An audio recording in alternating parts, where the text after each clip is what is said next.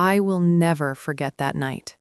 It was supposed to be a normal family dinner, warm food on the table, relatives sitting around us, and next to me, my 9-year-old son, quiet, as always.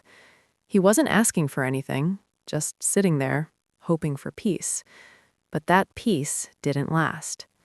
Without a word, my mother-in-law stood up. The room went silent. She walked straight toward my son and dumped his food onto the table right in front of everyone. "This kind of child doesn't eat in my house," she said coldly. My son froze. His spoon slipped from his hand and hit the table. He looked at me, not crying, not screaming, just confused, like he was asking, "What did I do wrong?" I felt my chest tighten. Every part of me wanted to scream, to defend him, to beg her to stop, but I didn't. She crossed her arms and said, "Dinner is over. Both of you, get out." The room felt heavy. No one spoke. No one defended us. Everyone was waiting for the same thing. They expected me to cry, to beg, to apologize. I stood up. The chair scraped loudly against the floor, yet no one moved. All eyes were on me. I gently took my son's hand. It was cold, too cold, like his whole body was frozen with fear. He didn't look up. His eyes were fixed on the table. I could feel it. He thought this was his fault. That shattered me. I took a deep breath. There were 1,000 words in my head, but I knew only one moment mattered. And I looked at my mother-in-law and said, "You humiliated a child tonight." The room went completely still. "He didn't ask you for food," I continued. "He sat quietly, hoping for kindness." Her eyes narrowed. She tried to interrupt me, but I didn't stop. "You can throw us out of your house, but you cannot destroy my son's worth." My son finally looked at me.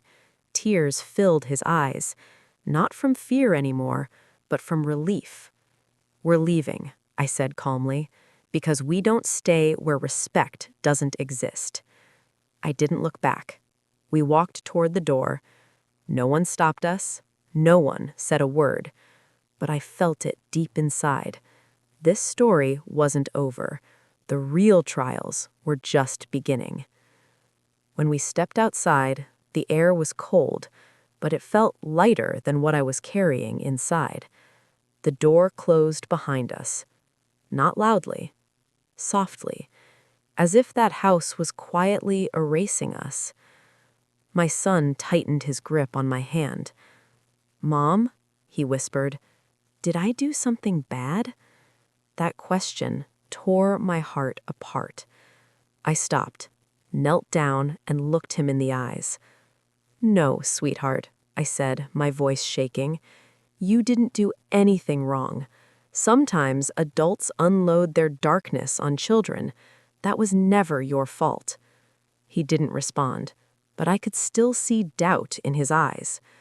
We had one small bag, a few clothes, no plan, nowhere to go. That night, we sat at a bus stop, flickering lights, strangers passing by, and beside me, a hungry, exhausted child. He rested his head on my shoulder, trying to sleep, but every time he closed his eyes, he flinched awake.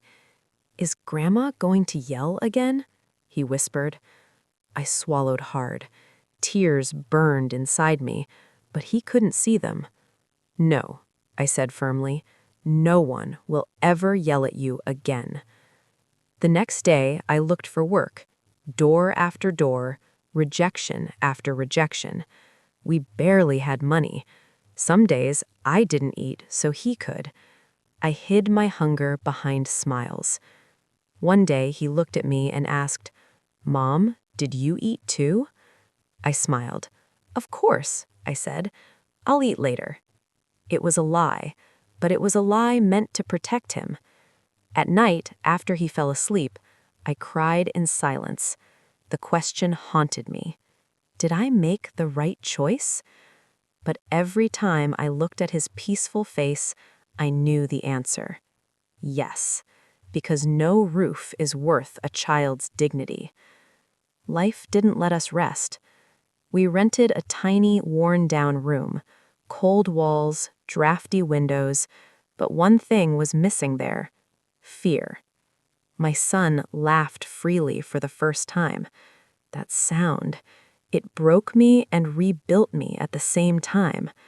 I worked 2 jobs, cleaning during the day, washing dishes at night. My hands cracked, my back ached. Some nights I could barely walk, but every morning I woke up with one thought: he must not go hungry. One night he woke up with a fever.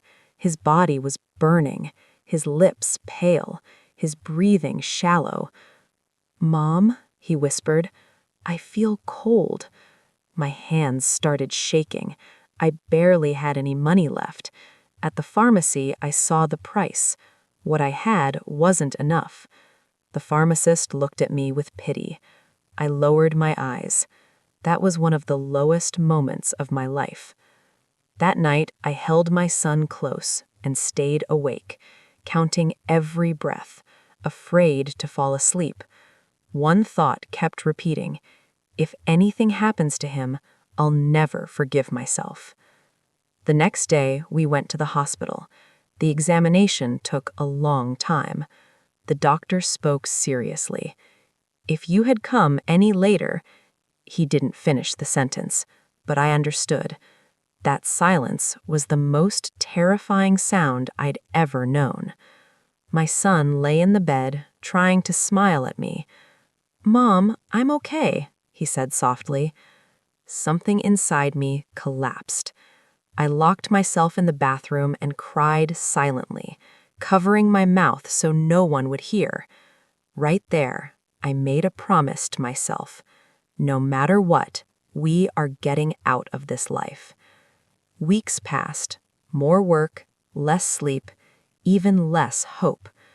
Then one day, there was a letter in the mailbox, a plain envelope, but the paper inside changed everything. A plain envelope, no decoration, no note, but the paper inside changed everything. It was a letter from an old friend. He offered a small, steady, honest job, enough money to pay rent, and the most importantly, a safe place where no one could threaten us again. I looked at my son. He smiled, still a bit doubtful, but his eyes now held trust. "Mom, is this really for us?" I said, "Yes, sweetheart. Now we are safe," my voice trembling but firm. From that day, we began rebuilding our life. I continued working 2 jobs, but now with hope and love. My son went to school, made friends, and laughter returned. And every morning when I woke up, I felt one thing: we had won. Life tests us, but a strong mother and child never fall. And I told my son, life can be hard, but you are never alone. He looked at me and smiled. The light in his eyes was the greatest gift in the world. Our story now continues with true happiness.